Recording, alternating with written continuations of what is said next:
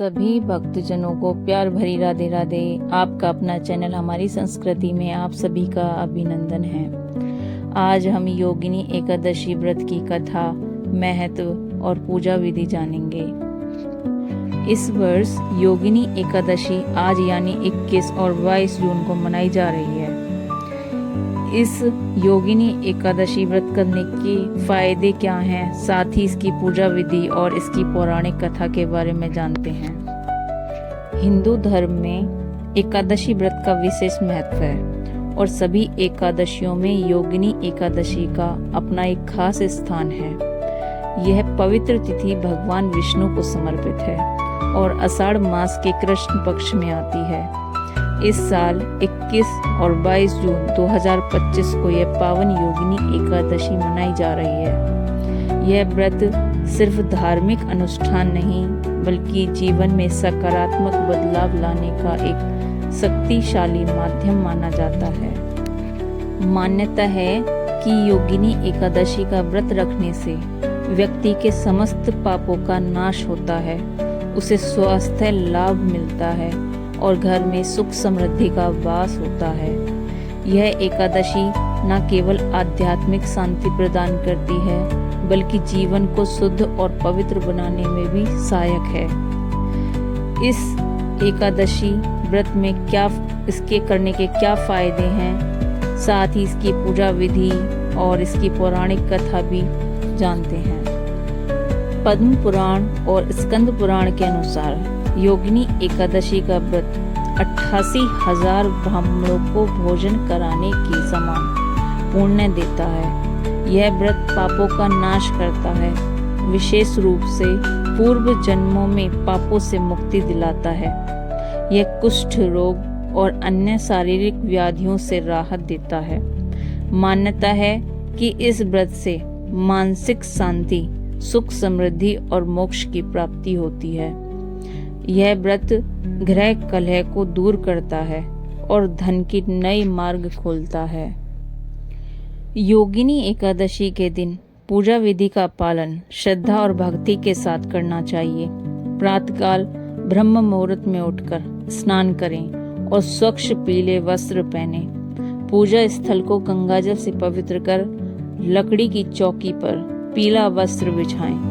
फिर भगवान विष्णु और माता लक्ष्मी की मूर्ति या तस्वीर स्थापित करें।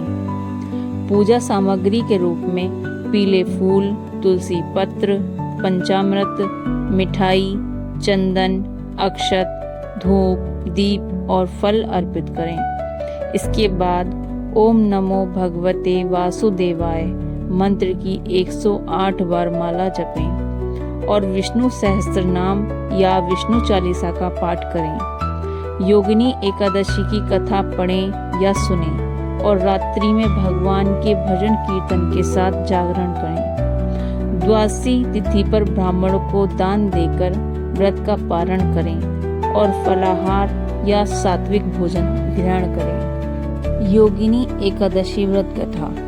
युधिष्ठिर ने पूछा, वासुदेव, आषाढ़ मास के कृष्ण पक्ष की जो एकादशी है उसका नाम क्या है? कृपया उसका वर्णन कीजिए। भगवान श्री कृष्ण बोले, नृपश्रेष्ठ, आषाढ़ कृष्ण पक्ष की एकादशी का नाम योगिनी है। यह बड़े बड़े पापों का नाश करने वाली है।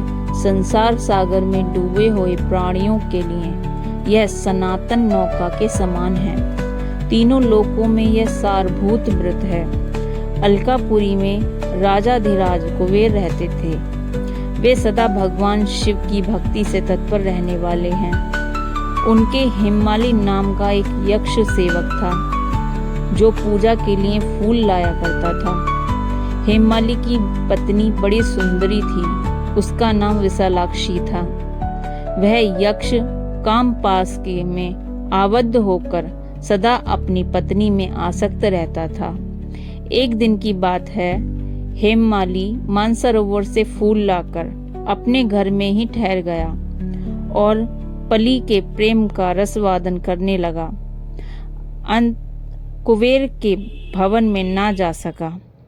इधर कुबेर मंदिर में बैठकर शिवजी का पूजन कर रहे थे। उन्होंने दोपहर तक फूल आने की प्रतीक्षा की। जब पूजा का समय व्यतीत हो गया तो यक्षराज ने कुपित होकर सेवकों से पूछा, यक्षों, दुरात्मा हेममाली क्यों नहीं आ रहा है? इस बात का पता तो लगाओ। यक्ष ने कहा, राजन, वह तो पत्नी की कामना में आसक्त हो गया है। अपनी इच्छा के अनुसार घर में ही रमण कर रहा है।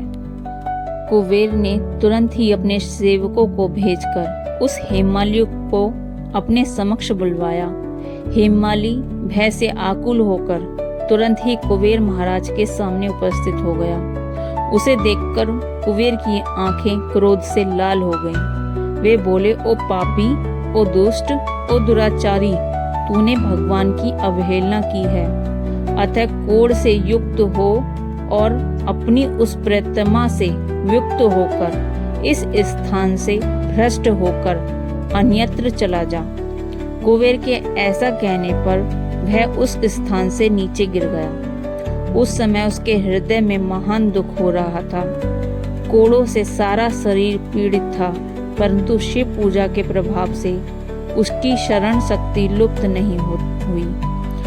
पातक से दबा होने पर भी वह अपने पूर्व कर्म को याद रखता था। तदंतर इधर उधर घूमता वह पर्वतों में श्रेष्ठ मेरुगिरी के शिखर पर गया। वहां उसे तपस्या के पुंज मुनिवर मार्कंडेय जी का दर्शन हुआ। पाप कर्मा यक्ष ने दूर से ही मुनि के चरणों में प्रणाम किया। मुनिवर मार्कंडेय ने उसे भय से कांपते देखा। उनकी परोपकार की इच्छा से निकट बुलाकर कहा, तुझे कोढ़ के रोग से कैसे दबा लिया? तू क्यों इतना अधिक निंदनीय जान पड़ता है? यक्ष बोला, मैं महाराज कुबेर का अनुचर हूँ। प्रतिदिन भगवान शिव जी की पूजा के लिए मानसरोवर से कमल पुष्प लाकर कुबेर के भवन में पहुंचाना मेरा कर्म था। लेकिन एक दिन पत्नी के साथ रमण करते हुए मुझे समय का ज्ञान न रहा और पुष्प ले जाने में विलंब हो गया। इससे कुबेर महाराज ने क्रोधित होकर श्राप दे दिया और मैं कोढ़ से पीड़ित हो गया। पत्नी के वियोग से दुखी होकर दर दर भटक रहा हूँ। आज किसी पुण्य कर्म से मैं आज आपके समक्ष उपस्थित हुआ हूँ। ऋषियों का स्वभाव दयालु और परोपकार वाला होता है।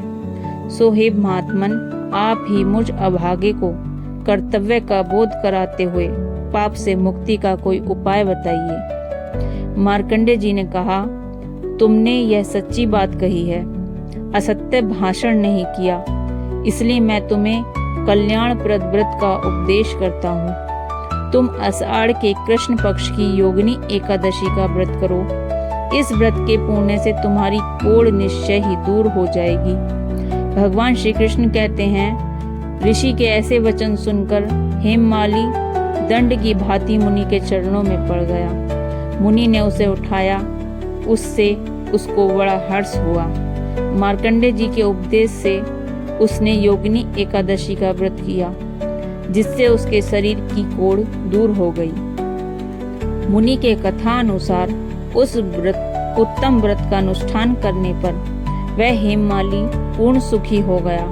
नृप श्रेष्ठ, यह योगिनी का व्रत ऐसा ही बताया गया है। जो 88,000 ब्राह्मणों को भोजन कराता है, उसके समान ही फल उस मनुष्य को भी मिलता है।